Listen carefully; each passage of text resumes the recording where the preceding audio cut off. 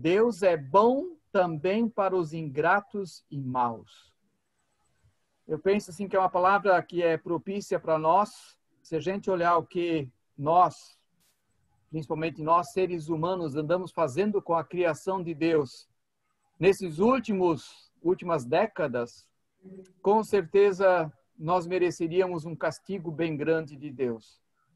Mas Deus, na sua bondade, também na bondade da criação, a gente sabe que se nós dermos uma chance para a criação de Deus, ela se regenera. Ela é bondosa conosco e sempre vai nos dar tudo aquilo que nós precisamos. Mas com certeza Deus espera que a gente haja de uma forma bondosa. Deus nos deu a sua criação para nós tirarmos dela o que nós precisamos para o nosso sustento, usar, mas não para abusar. E nós estamos abusando. Por isso, sim, precisamos repensar a nossa relação com a criação de Deus, com os seres humanos, com as animais e também com o meio ambiente, com as plantas como um todo. Essa reflexão de hoje à noite sobre os rios voadores também vem nessa direção, nos ajude nessa reflexão. Eu convido para nós termos uma palavra de oração no início desse seminário. Senhor nosso Deus, sabemos que Tu és bondoso, Tu és um Deus que nos dá a vida e recrias a vida constantemente. A ressurreição, ela acontece já aqui também na eternidade. Tu sabes também da nossa responsabilidade para com a Tua criação. Nós queremos sim ser responsáveis por aquilo que nós temos sobre a nossa responsabilidade, sobre o nosso cuidado. Ajuda-nos também, Senhor, a sermos os co-criadores, que sabem zelar daquilo que Tu nos colocas à disposição. Abençoe o Juarez, Senhor, de uma forma especial, na sua palestra dessa noite, e que também nós possamos crescer e aprender com essa caminhada junto com o Grupo Galo Verde. Que seja uma noite abençoada também por Ti. Em nome de Cristo. Amém. Boa noite a todas e todos, né? Sejam todos bem-vindos ao 8º seminário do Programa Ambiental Galo Verde. E, bom, os objetivos assim, principais do nosso seminário é oferecer informações, sensibilizar e promover o debate sobre a problemática ambiental. Dessa forma, podendo assim, fortalecer o avanço da tomada de consciência, levando a ações concretas, né, no sentido de preservar a vida no planeta Terra. E hoje, como tema do nosso seminário, nós temos o bioma Amazônia e os rios voadores. É um tema importantíssimo, né, muito interessante, que o professor Juarez vai trazer para a gente. Né? Então, o nosso conferencista é o professor Dr. Juarez José Almonde. Ele é geólogo, mestre em geografia e doutor em engenharia civil. Como professor titular da Universidade Regional de Blumenau, ele leciona diversas disciplinas, tanto no curso de graduação, quanto mestrado e doutorado. Ele também é autor de vários livros, né? E se dedica à ciência há 50 anos, mais de 50 anos, né? Tem muita experiência na área de geociência, geografia, geologia, economia mineral, mineralogia, paleontologia e recuperações de áreas degradadas, entre outras. Ele realizou também muitas prospecções de minérios em vários estados, incluindo Mato Grosso, Amapá, Pará e outros estados da Amazônia Legal. Na Amazônia também ele teve a oportunidade de conhecer mais profundamente esse importante bioma, né, e único no mundo. Mas além desse estudo também ele teve algumas aventuras, né? O professor viveu uma semana com a tribo indígena Cinta Largas, onde teve a oportunidade de conviver e conhecer um pouco mais da sua cultura, né, dos seus hábitos. Também teve teve 2 pousos de emergência no avião e uma queda de helicóptero. Mas, felizmente, deu tudo certo, né? E o professor está aqui para contar para a gente toda a sua bagagem de compartilhar conosco. Atualmente, ele se dedica ao estudo da paleoclima e os impactos da mudança climática no Brasil e no mundo. fez diversas viagens de pesquisas e estudos, né? E como resultado dessas viagens científicas, ele pôde realizar vários documentários sobre as mudanças climáticas no Alasca, no Canadá, na Antártica, na Groenlândia e na Patagônia. Então, quero agradecer muito ao professor Juarez, né, por ter aceitado o nosso convite, estar aqui conosco, e gostaria de passar a palavra para o professor. Muito obrigada. Eu não apresentei, mas eu sou Maria Velasco, membro do Galo Verde. Muito bem. Boa noite a todas e boa noite a todos. Vamos abordar a questão da Amazônia e os rios voadores, incluindo aí mudanças climáticas, os desmatamentos e a agropecuária brasileira. Para começar, eu gostaria de chamar a atenção que o Brasil é um país de dimensão quase continental, um dos países de maior riqueza, né? E temos 6 biomas, além do bioma Amazônia, o bioma Cerrado, o Pantanal, Mata Atlântica, o bioma Pampa, a Caatinga, além dos ecossistemas associados a esses biomas. Especificamente no bioma Amazônia, nós temos a floresta e mata de terra firme, mata de várzea, mata de igapó inundada quase permanentemente, a caatinga do Rio Negro e cerrados e campos. As pessoas têm dificuldade de entender que a Amazonas não é uma floresta homogênea, longe disso. Ela é de uma grande heterogeneidade sob todos os pontos de vista. O Rio Amazonas é o maior rio da Terra. Nenhum rio detém tanta água. Vejam, esta imagem que eu estou apresentando para vocês, eu tirei a 200 quilômetros da divisa com as Guianas, nunca ninguém tinha chegado aí, é inacessível. Mas eu mostro isso para mostrar a diversidade de paisagem que poucos conhecem na Amazônia. Essa região é de campos de altitude, né, que aparentemente não devia existir na Amazonas, mas serve para mostrar a impressionante diversidade, incluindo florestas de platô, como esta castanheira que está aí, né? Inúmeros outros tipos de florestas, né? Eu tenho dito que a castanheira é um ambiente social da selva, porque na medida que caminhávamos no meio da selva, o que acontece? A castanha da castanheira, né, especificamente, ela tem mais proteína do que a própria proteína animal. Então, muitos roedores vão embaixo da castanheira para comer a castanha. Quando a abóbora cai no chão, espalha a castanha e os roedores vêm ali comer. Mas ali por baixo dessas folhas grandes da castanheira, o que acontece? Uma cobra muito venenosa, o urutu, espera a vinda dos roedores para comer esses pequenos roedores. E depois, na sequência, vem a onça, que também quer comer os roedores maiores. E, finalmente, o homem, muitas vezes, trepa em cima dessas árvores com uma espingarda, esperando que a onça chegue para matá-la e tirar a pele. Lamentavelmente, é isso que a gente vê frequentemente na Amazonas. Bom, só para chamar a atenção, essa imagem que eu tirei de cima, esse é o Angelim Saia. Ela me falou que eu tive 2 pousos de emergência, realmente, mas eu não pousei nesse Angelim Saia. Mas é comum, sabe, traficantes de armas e droga remeter o avião, porque isso aqui parece um campo de pouso tão grande que é o Angelim Saia, semelhante à castanheira. Bom, não foi necessário pousar nesse ambiente, mas efetivamente ele tem muitas surpresas lá. Vejam nessa imagem aqui do inferior, aqui no interior, mais baixa, as pegadas de uma anta e aqui as pegadas de uma onça. E eu logo detectei e disse, a onça está a menos de 500 metros de nós ali adiante.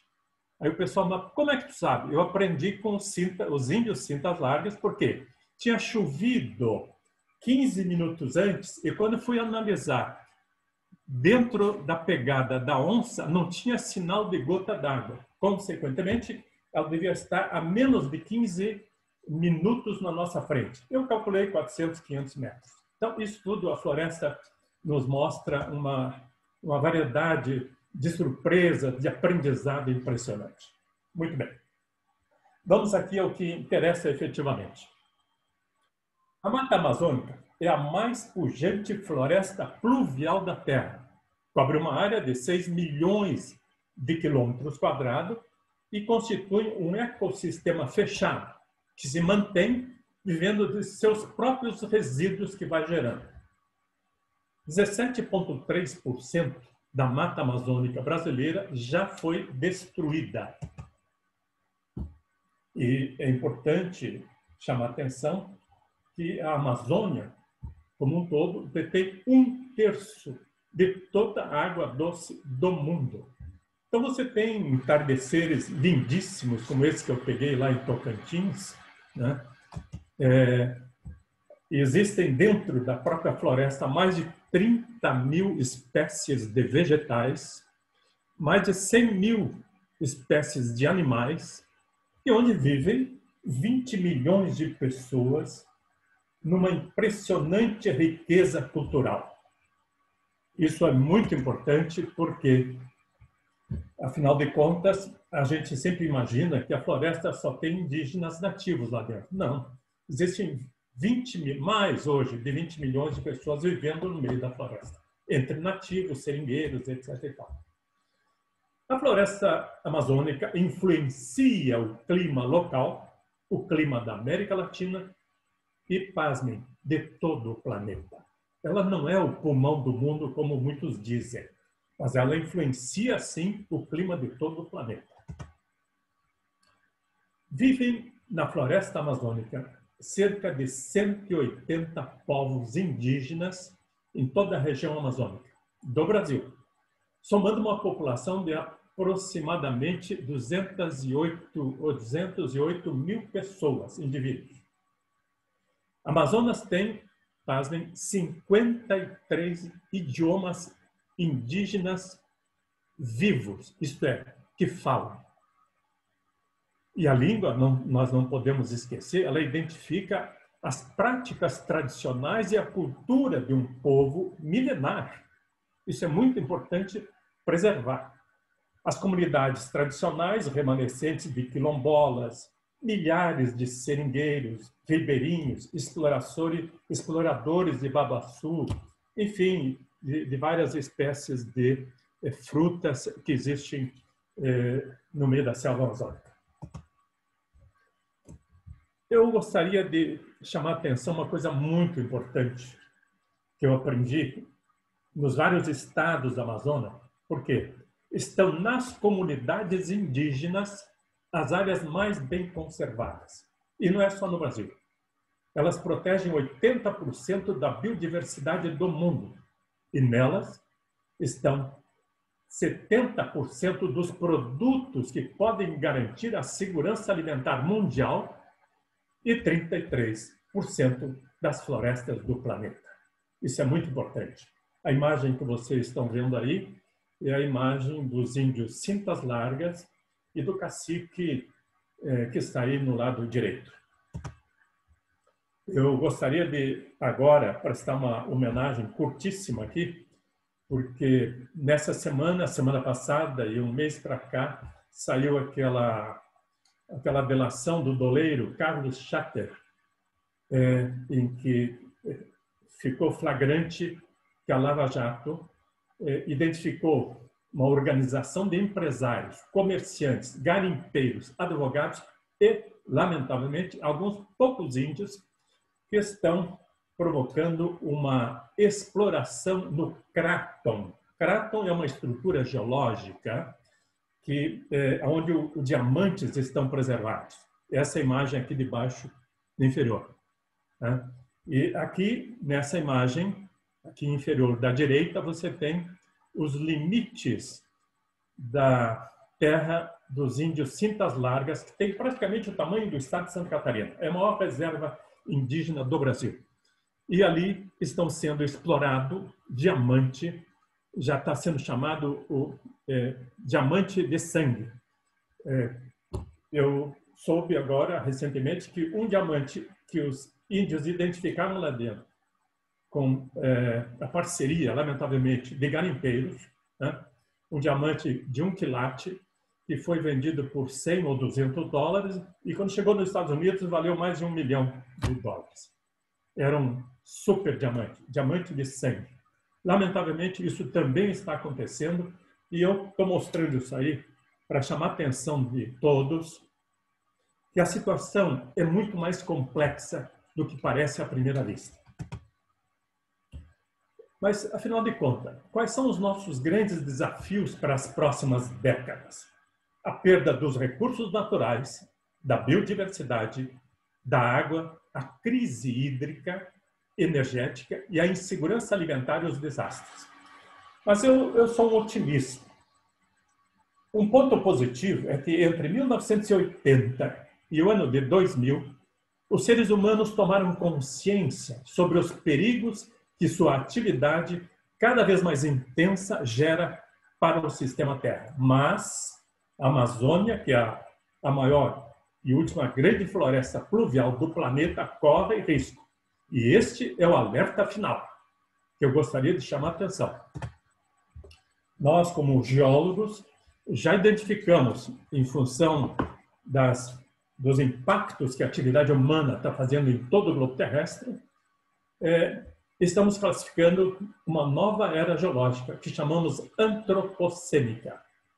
As atividades humanas exercem atualmente uma interferência sobre o sistema Terra em escala global, incluindo o clima e a perda dos recursos naturais.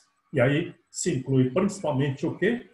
A água e os serviços ambientais. Significa dizer, os serviços que os rios aéreos nos abastecem em grande parte do território brasileiro, como nós vamos ver logo a seguir. Essa imagem, aliás, eu gostaria de destacar o seguinte: todas essas imagens são minhas. Quando não são minhas, eu coloco o crédito aqui no inferior, como neste caso aqui é de Tom, ou então na direita, ok? Então, veja, o que são os rios aéreos? O calor do mar equatorial traz a umidade, os ventos, traz a umidade que vem para a floresta. Se junta à evapotranspiração das plantas aqui na Amazônia e se deslocam para o leste, em direção à Cordilheira Andina. E lá parte se precipita na forma de neve e parte é rebatida para o sul. O resto da umidade vem na forma de rios aéreos e se distribui para o sul. Veja, parte da umidade do rio aéreo amazônico, que chega à Cordilheira dos Andes, não é rebatida de volta para o sul do continente, aqui para a nossa região, o centro-sul, o sudoeste, o sul do Brasil. E fica congelado lá nas montanhas, dando início, então, a inúmeros afluentes do rio Amazonas a partir do seu degelo. Por isso que eu coloco esse círculo aqui, ó, que é um processo de retroalimentação. É um processo de retroalimentação que alimenta novamente o rio com degelo. Mas a outra parte desce e o que vai acontecer? Viaja para o sul ao rebater na Cordilheira Andina, esses vapores que vêm da evapotranspiração da Amazônia e mesmo do Oceano Atlântico, e migra para o sul, formando os chamados rios aéreos. Fenômeno invisível para nós, mas de grande importância para a sustentabilidade da produção agrícola do Brasil. Os rios voadores, ou também chamados de rios aéreos, são correntes de ar que transportam imenso volume de umidade e vapor da água da Amazônia até outras regiões do Brasil, entre eles o centro-oeste, o sudoeste, sudeste e sul do Brasil. E que vem irrigar toda essa nossa região aqui, sem nos darmos conta. Mas são serviços ambientais que a selva amazônica está promovendo para nós. Serviços ambientais são serviços que a natureza nos presta sem cobrar nada. Quais são os riscos que nós estamos tendo de perda desses serviços ambientais, inclusive dos rios aéreos? Quais são as atividades que provocam esse risco? É a pecuária. Veja que eu sublinhei a pecuária porque é uma das causas maiores. A madeira, a exploração da madeira, a agricultura, o carvão, a produção de carvão e o garimpo ilegal. Vejam, garimpo é uma exploração de minério ilegal, não autorizada e que não está preocupado com a questão ambiental. O importante é tirar lucro. Bom, veja, a destruição da Amazônia hoje ocorre à base de 1% ao ano. E nós poderemos atingir um ponto sem retorno, porque nós já estamos com 17 alguma coisa, quase 18% da selva amazônica destruída. Se nós atingirmos mais 20%, o que pode acontecer? A floresta não tem mais retorno e deixa de cumprir suas funções, seus serviços ambientais. Não há mais retorno. Daí a importância de um seminário como esse para aumentar a percepção e, acima de tudo, a sensibilização da população brasileira e dos governantes no sentido de preservar a selva amazônica. Eu diria que, vejam, algumas das atividades que hoje afetam aí a selva amazônica, a extração da madeira, estão vendo aqui, a agricultura e a pecuária. A mineração pode ser legal e ilegal. O garimpo ilegal é que dá essas imagens terríveis ali, que é onde tinha floresta, agora fica essa área completamente degradada. Ou mesmo nessa aqui, ó, que foi dentro da reserva dos índios Cinta Larga. Eu coordenei o maior projeto de ouro do sul do Brasil. Tinha 6 geólogos trabalhando comigo. E quando eu fui fazer essa visita, a ideia que era? Era legalizar a extração do ouro para os Cinta Largas, junto ao Congresso Nacional, para que eles mesmos pudessem produzir. Tinha um outro projeto que eu corria paralelamente, que era o desenvolvimento de pequenas tecnologias para utilizar os princípios ativos das plantas nativas, de forma que eles mesmos pudessem produzir esses princípios ativos, porque o que eu vi lá, dito pelo próprio Cinta Larga, o cacique, né, o Pio, o nome dele é Pio, tem até telefone, né? Ele dizia que algumas pessoas chegavam lá, mal e mal, falando inglês, mas tinham tradutores, ficavam durante 1 hora, 2, falando com o pajé. O pajé é o homem que faz a pagelança, isto é, que conhece os princípios ativos das essências nativas, das plantas. E, com isso, ficava lá conversando, anotando, e depois ia para a floresta, pegando frutos, casca, raízes das plantas. Isso era biopirataria, do conhecimento dos povos nativos. Então, a ideia era exatamente fazer com que os próprios índios utilizassem sua sabedoria milenar da floresta, dos princípios ativos, para desenvolver esses produtos e depois vender para a sociedade. Aqui é um outro exemplo, não nessa região, o garimpo de cassiterita e de ouro, lá também no Mato Grosso, mas em uma outra região, fora da reserva dos Índias Largas. E eu gostaria de chamar a atenção aqui um outro aspecto importante, que é Carajás, a maior anomalia mineral do globo terrestre, que é essa aqui, ó, que tem ferro, estanho, manganês, estanho é cassiterita, alumínio, cobre, ouro e ball clay, um tipo de argila muito especial. Essa área aí hoje abastece o Brasil e o mundo principalmente de ferro. Mas é possível minerar obedecendo regras de restauração ambiental. Vejam aqui, ó, na esquerda e aqui na direita, como é possível minerar. Normalmente, a mineração provoca um impacto muito localizado. Neste caso, efetivamente, não é um local pequeno, mas não extrapola a área da mineração normalmente. Diferentemente do garimpo, que joga mercúrio, que contamina as águas e vai por aí afora. Ou seja, é possível minerar?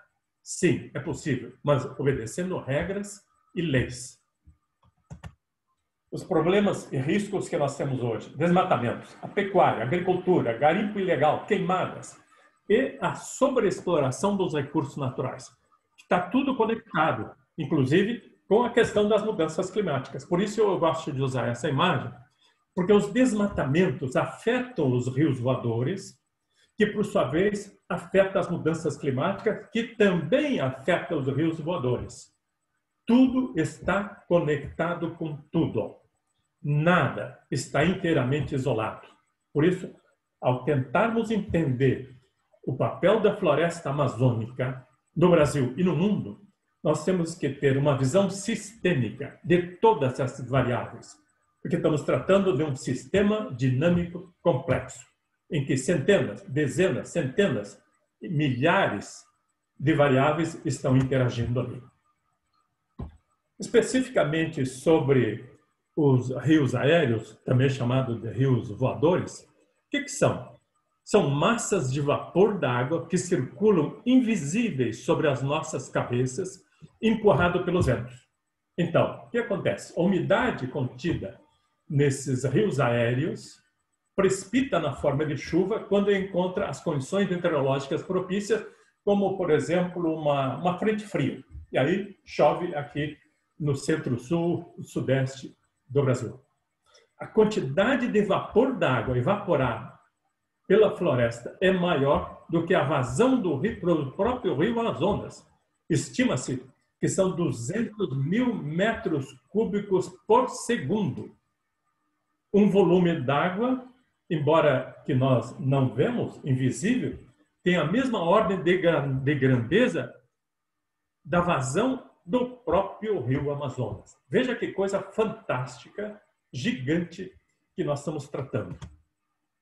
São fenômenos de grande impacto em nossas vidas, ainda que a gente não se dê conta, que nós vivemos nesse nosso mundinho pequeno e não temos esse olhar mais holístico, mais abrangente.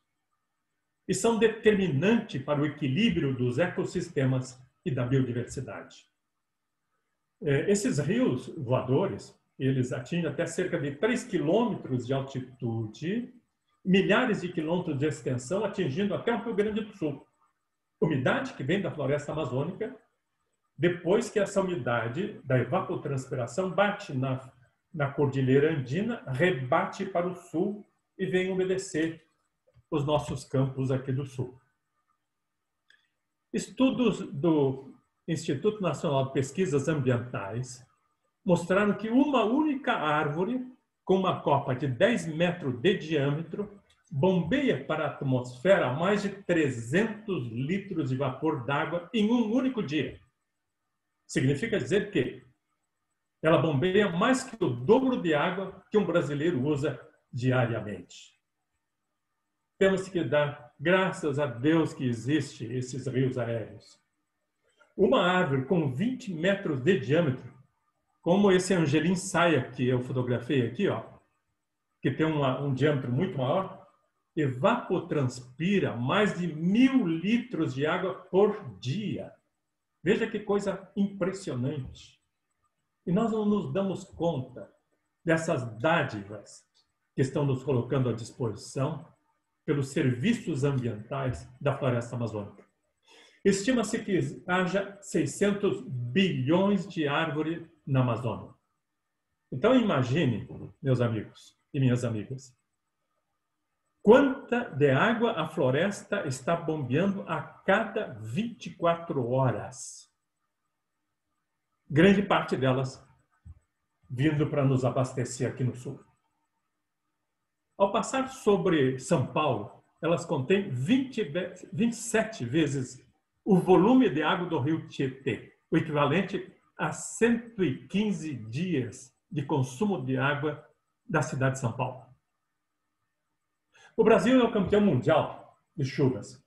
com 15.200 quilômetros cúbicos de precipitação por ano. E segundo o Moss, o pesquisador, é um dos fatores responsáveis pelo sucesso, pelo grande sucesso da agricultura brasileira. Essa imagem é altamente ilustrativa. Veja, eu coloco e trabalhei um pouco essa imagem.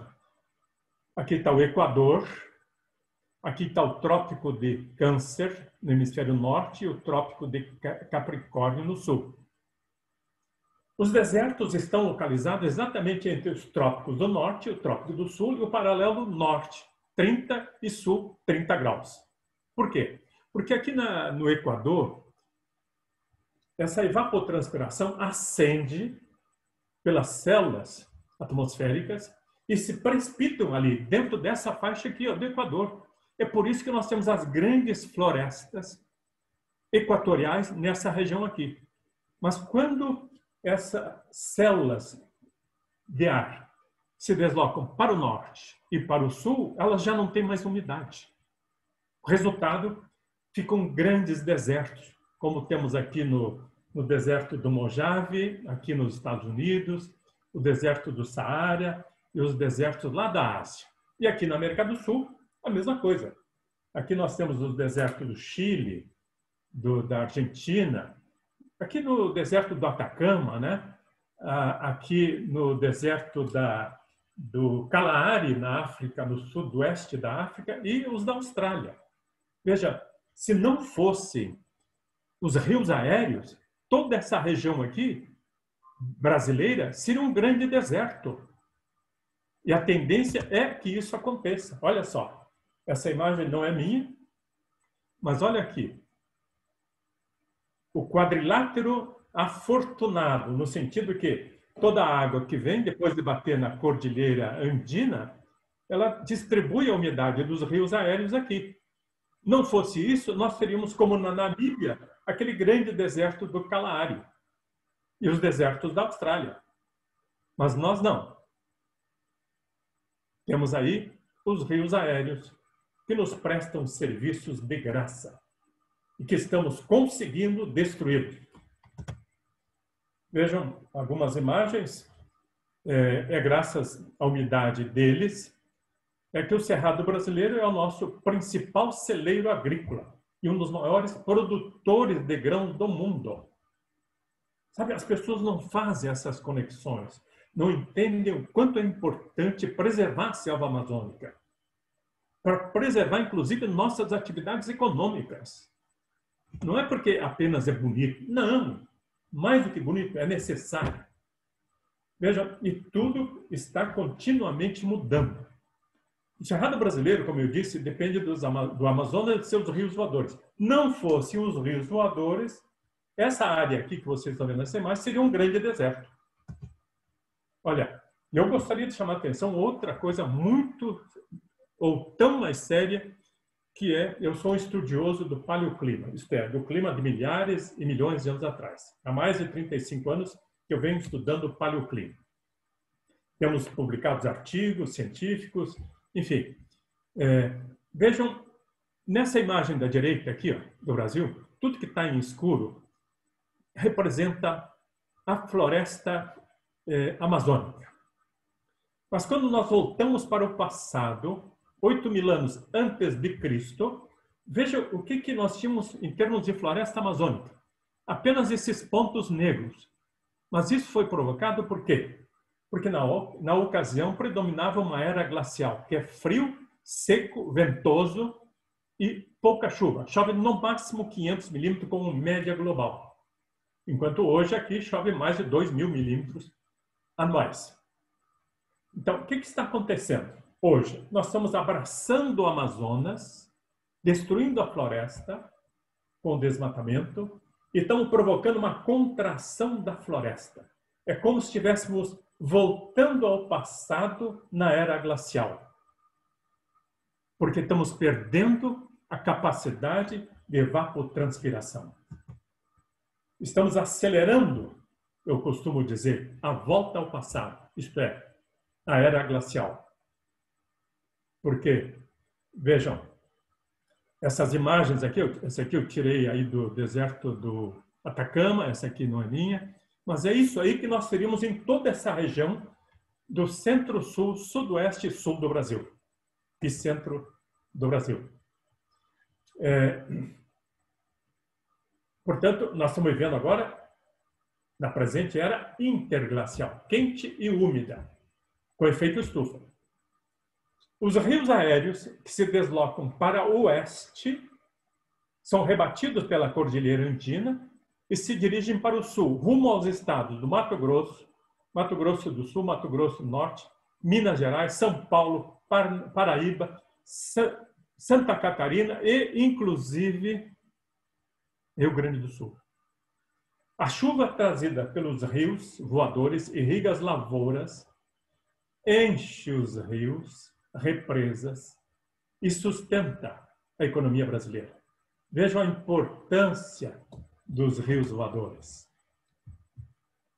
Ao contrário dos Estados Unidos, que é outra grande nação produtora de alimentos, onde a maior parte da irrigação se faz de forma artificial, com aqueles pivôs que jogam a aula bombeado com combustível, no Brasil, veja, se 95% da produção agrícola é naturalmente irrigado pelas chuvas. Ao contrário dos Estados Unidos, que quase toda ela tem que ser irrigada artificialmente. Veja o número impressionante. 95% da agricultura brasileira é abastecida pelos serviços ambientais da Amazonas e seus rios voadores. Se preservarmos a floresta amazônica, nossa agricultura se desenvolve de maneira sustentável. Portanto, eu concluo que no Brasil o meio ambiente deveria ser uma questão econômica e não apenas biológica. Essa imagem que eu trabalhei um pouco é do Instituto Nacional de Pesquisas Espaciais. Tudo que está em rosa aqui, ó, mostra o avanço do desmatamento do Amazonas sobre a floresta amazônica. Essa imagem me faz refletir o seguinte.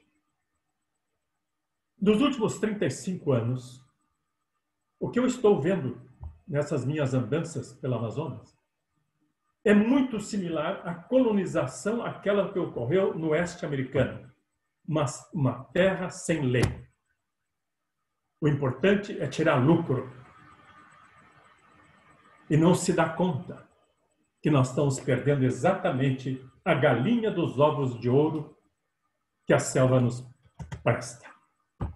As consequências desse modelo dos últimos 40 anos é a perda dos recursos naturais, da biodiversidade, da água, a crise hídrica, a crise energética, a insegurança alimentar e os desastres que vêm acompanhando, como nós já percebemos facilmente. Com a perda do capital natural, o que acontece? Uma economia baseada na extração de recursos que supostamente são ilimitados, mas que o objetivo, a filosofia última, perversa, é apenas a acumulação do capital financeiro, nós estamos entrando num beco sem saída. E nesse ritmo, em 20 anos, a floresta estaria reduzida a 40% de sua área original. E aí ela não teria mais condições ambientais de prestar esses serviços que nos prestam hoje. Portanto, nós temos 20% da floresta ainda que temos que preservar urgentemente para que ela continue prestando esses serviços ambientais.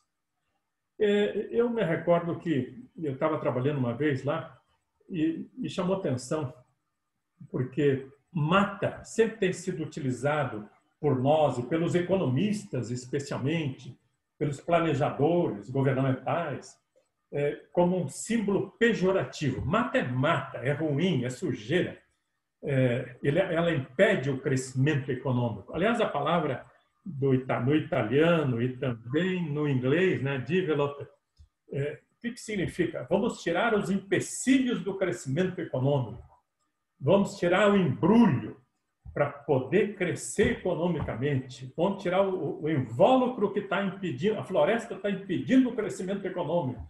Essa é uma visão errada, distorcida, que nós herdamos desde os primeiros colonizadores que chegaram aqui no Brasil e nós temos que reverter. A floresta é riqueza. Veja a Costa Rica hoje, grande parte do seu PIB está fundamentalmente em cima de sua biodiversidade. Nós também podemos ter isso. Faltam indicadores do capital natural na produção econômica. Isto é, faltam indicadores do nível de degradação, do nível de consumo dos recursos naturais, da perda dos serviços ambientais. A Amazônia precisa ser preservada. Ela rende bilhões de dólares em benefícios. Ela é a grande responsável pela transformação do Brasil em potência agrícola, graças às águas dos rios aéreos que irrigam o nosso cerrado, entre outros ecossistemas. Eu peguei aqui uma imagem do INPE, associando ao dados do painel intergovernamental das mudanças climáticas, que mostram o seguinte. Olha, aqui tem 3, 6, 8, na verdade, são 7 cenários futuros. Com o desmatamento e com as mudanças climáticas, a Amazonas poderá se transformar entre 20 e 30, e na pior das hipóteses, 60% em cerrado, que vai substituir a floresta amazônica. Ou, na pior hipótese, vira um semiárido, ainda mais seco. Segundo a Fundação Getúlio Vargas, o Pantanal, que agora está se incendiando, em 50 anos poderá desaparecer.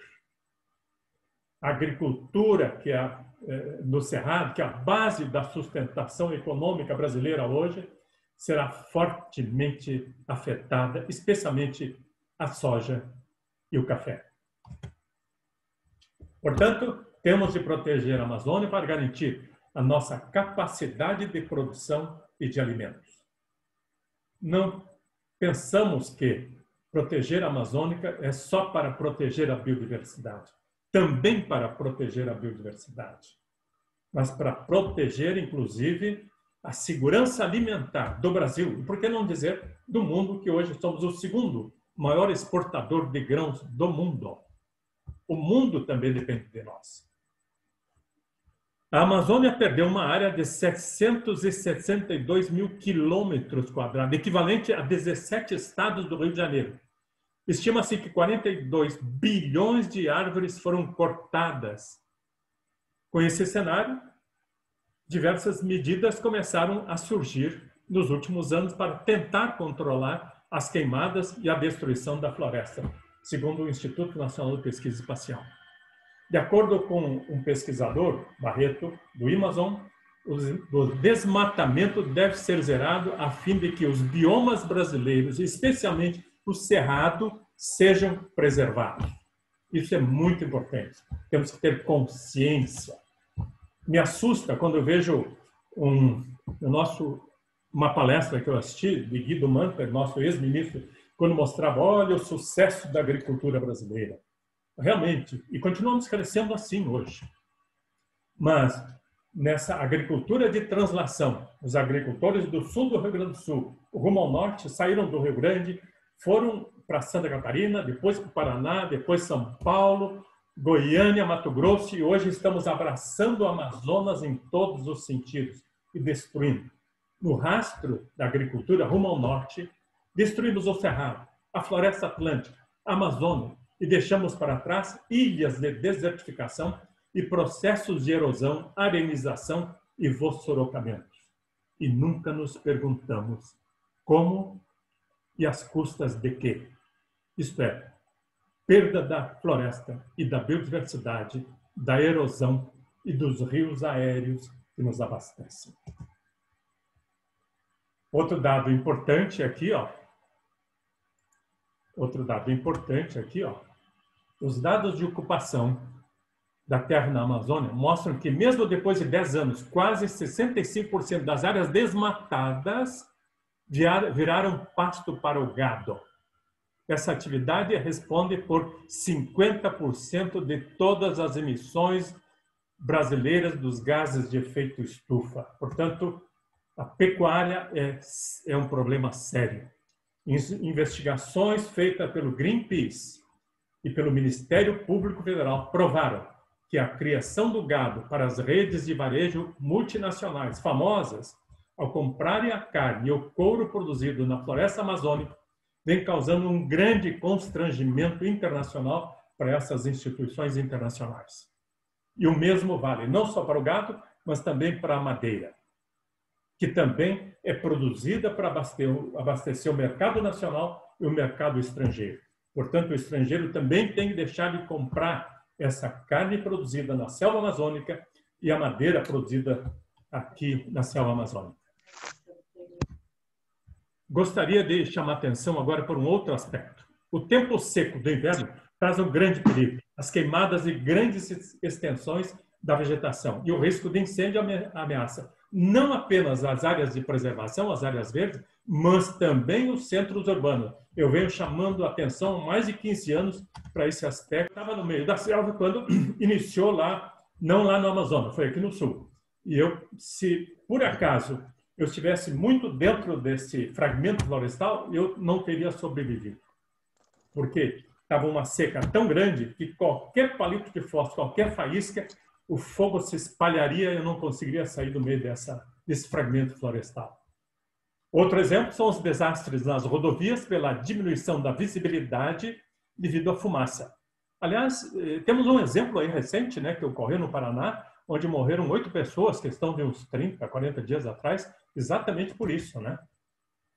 Então, nós desorganizamos o clima. E o desmatamento da floresta amazônica está acentuando a desorganização do clima brasileiro.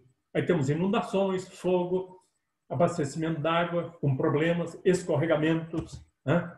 Todos recordam na pior seca dos últimos 50 anos, que reduziu o reservatório de Cantareira a menos 5% de sua capacidade, que assustou 8 milhões de pessoas que viviam na região metropolitana de São Paulo. Eu começava a me imaginar, né, se mais um ano tivéssemos uma estiagem como aquela na Grande São Paulo, milhares, centenas de milhares de pessoas migrando para o sul, que ainda chovia aqui, né, porque lá não tinha mais água. Simplesmente as torneiras estavam fechando. Isso já ocorreu no passado, longínquo, e pode ocorrer novamente se nós não preservarmos as nossas florestas. Vimos agora recentemente, questão de 30, 45, 60 dias atrás, né, a pior estiagem dos últimos 70 anos no Brasil. E aqui, ó, Blumenau, em vez de água, era pedra. O Rio Iguaçu, a mesma coisa, incêndios dominando toda essa região aqui. Entende? Então, as coisas estão tudo conectado com tudo. Desmatamento, mudanças climáticas, rios aéreos, não tem como nós querer analisar de uma forma simplória e simplista. Resultado é isso aí, são os desastres, com corridas de lama, de detrito, com dezenas de mortes. Olha, as perdas econômicas entre 1970 e 2012 atingiram a cifra de 2,3 trilhões de dólares. Essas imagens eu tirei com helicóptero logo depois de 2008, né?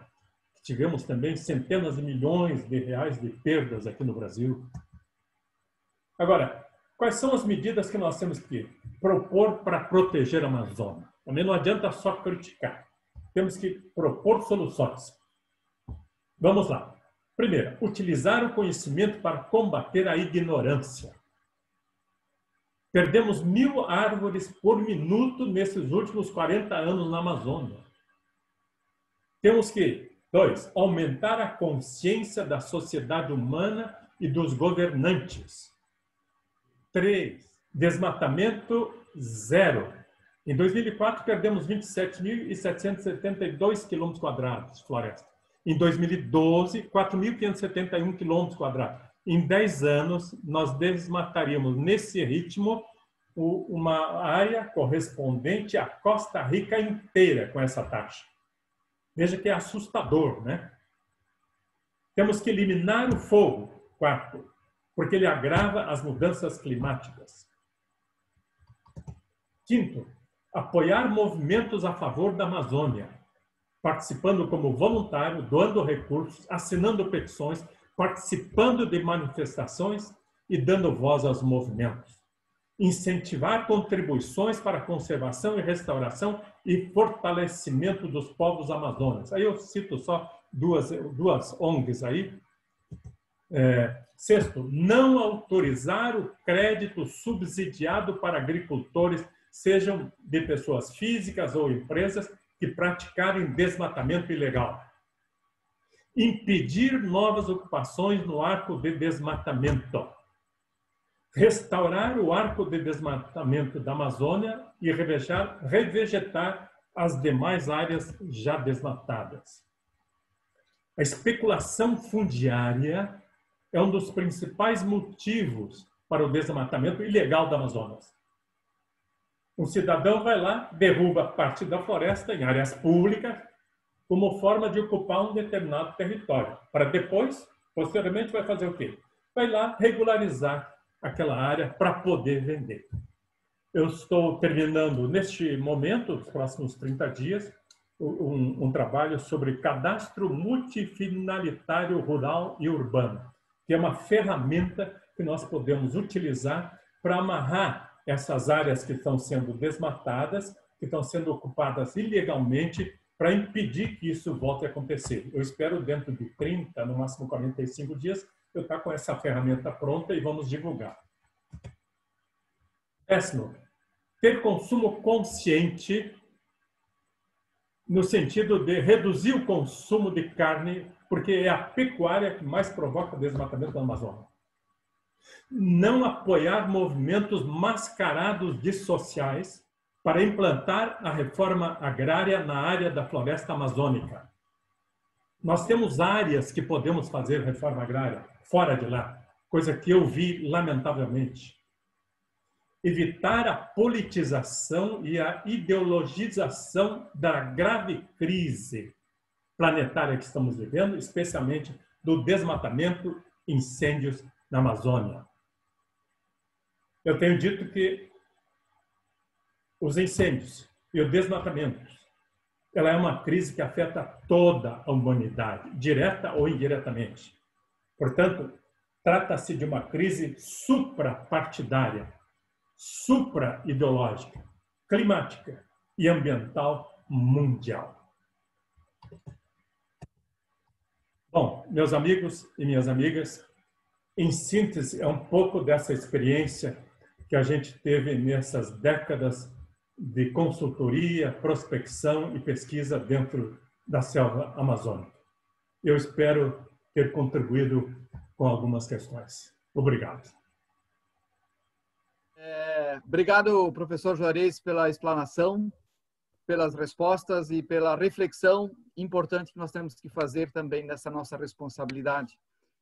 Nós queremos ouvir uma palavra tanto da presidência, o pastor Mauro vai nos trazer, como também depois aí uma palavra do coordenador do Galo Verde, o Johannes.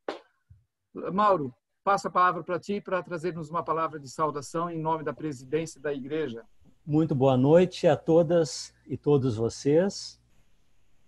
Meu nome é Mauro, já foi dito, sou o segundo vice-presidente da ISLB, trago um abraço também da pastora Silvia, a nossa presidente.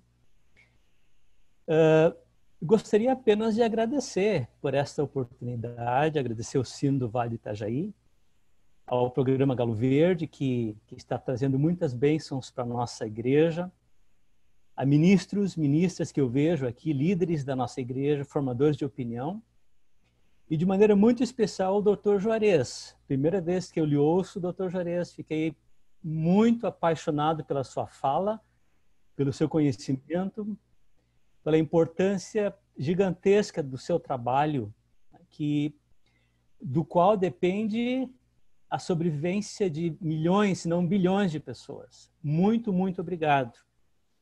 Eu queria agradecer a todas e todos vocês por nos ajudarem a pensar, a refletir sobre a nossa responsabilidade diante das dádivas que Deus coloca à nossa disposição.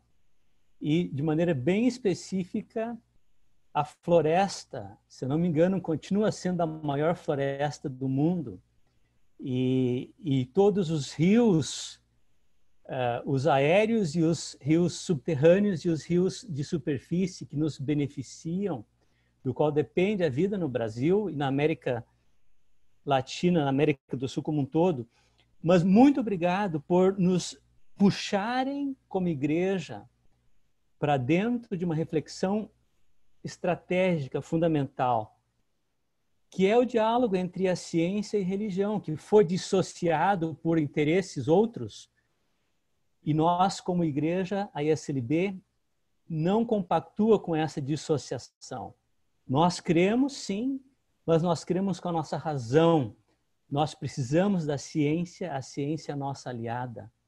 Então, muito obrigado por vocês nos cutucarem para dentro de assuntos tão relevantes. Nós, modéstia à parte, somos uma igreja pequena numericamente, mas o nosso pessoal tem condições de fazer um bom barulho, no bom sentido. Nós temos condições de ajudar a formar opinião. Nós estamos na floresta amazônica faz 50 anos. Nós temos um sínodo inteiro lá dentro. Estamos celebrando justamente a presença de 50 anos lá. E também temos, inclusive, relacionamentos internacionais que poderiam, vez e outra, colocar em xeque algumas decisões importantes do ponto de vista de investimentos, né? Quer dizer, se a gente quiser mesmo ter a força política, a gente consegue fazer uma pequena melhora. Dr. Juarez, tudo está conectado. Equilíbrio é fundamental. E como igreja, em nome da presidência da ISLB, nós queremos participar nessa reflexão, na defesa, no compromisso ético-ambiental. Muito obrigado a todas e todos vocês por essa belíssima noite de reflexão e de compromisso. Que Deus abençoe a cada uma e a cada um de vocês. Boa noite, todas e todos. Primeiramente, eu agradeço muito ao professor Juarez, né, por esta palestra muito informativa e, para mim, muito autêntica. E eu quero fazer uma pequena reflexão. Ainda muitos consumidores na Europa compram carne e soja baratas. O último, normalmente como ração. Sem pensar que estão sustentando este pequeno grupo que destrói as florestas para plantar soja e criar gado. Especialmente no mais precioso tesouro que nós temos aqui, a Amazônia. No mesmo tempo, grande parte do mundo, não só da Europa, fica de olho no Brasil. Especialmente no desmatamento e na queima dessa bioma. Ambientalistas no mundo inteiro estão agitando muito para mudar a consciência da população deles. Nós aqui no Brasil, os ativistas do Galo Verde, que somos um movimento ecumênico, queremos mudar a consciência ambiental, especialmente dos membros da nossa igreja, das nossas igrejas ecumênicas. Queremos abrir os olhos das pessoas aqui no Brasil. Queremos alertar sobre as grandes mudanças que já começaram e já podemos observar hoje. Quero dar só pequenos exemplos. Aumento de temperatura, mais secas, especialmente na nossa região, mais ventos fortes, até ciclones, aumento do nível do mar e muito mais. A maioria dessas mudanças é ainda, isso é muito importante, bem lenta e não ameaça a vida da maioria da população. apenas um grupo mais ou menos pequeno já está sofrendo hoje dos efeitos dessas mudanças, como no último ciclone no fim de junho. Eu posso só lembrar o que aconteceu lá no norte de Santa Catarina, mas não só lá. Nós tínhamos 12 pessoas que morreram com esse ciclone. Mas os sinais dessas mudanças são muito claros. Por isso, gostaria de convidar todos vocês, todos, para participar da nossa missão. Cuidar dessa maravilhosa criação de Deus. Sejam bem-vindos ao nosso grupo do Galo Verde. Uma boa noite e muito obrigado. Se alguém quiser fazer parte do grupo do Galo Verde, é só entrar no site do Galo Verde, procura um Galo Verde, lá tem como se inscrever, né? Para fazer parte também dos projetos, das reflexões e da caminhada que a gente tem feito. A gente fica feliz por cada um que faz contato e que se inscreve, né? Sejam bem-vindos. Obrigado ao Galo Verde que organizou essa live dessa noite, da gente poder refletir. Mais uma vez, então, o Juarez, que nos trouxe a reflexão dos rios voadores. Chegando ao final, também queremos encerrar com uma oração.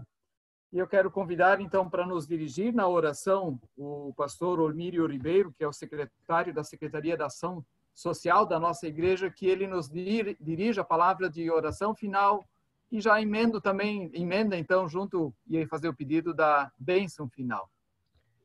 Muito obrigado ao Galo Verde, obrigado ao Dr. Juarez, e que a gente possa unir as nossas vozes, mas principalmente que a gente possa unir a nossa resistência, a nossa indignação e o nosso compromisso com a defesa da vida. E eu gostaria de colocar na oração um trecho da oração da terra, do Pedro Casadalgna, que é uma grande referência na questão da luta pela terra, na luta por justiça. E assim que a gente possa inclinar os nossos olhos, juntar as nossas mãos, e numa só mente e coração, pedir que o bondoso Deus possa nos dar coragem para resistir, possa nos dar esperança e indignação para lutar por essa terra que é vida. E assim, ó Deus, manancial de toda a vida, tu, que nas nossas Américas do Sul é Pachamama, é fonte de beleza e de vida. Tu, ó Deus, Criador e Criadora do Universo, alfarreiro da nossa terra, Mãe e Irmã Cuidadora, dom do vosso amor, causa comum da vida da humanidade, lugar onde se partilha a paz. Por todo o suor, por todo o pranto, por todo o sangue derramado na terra, pedimos justiça, pedimos perdão, pedimos consciência e pedimos inspiração.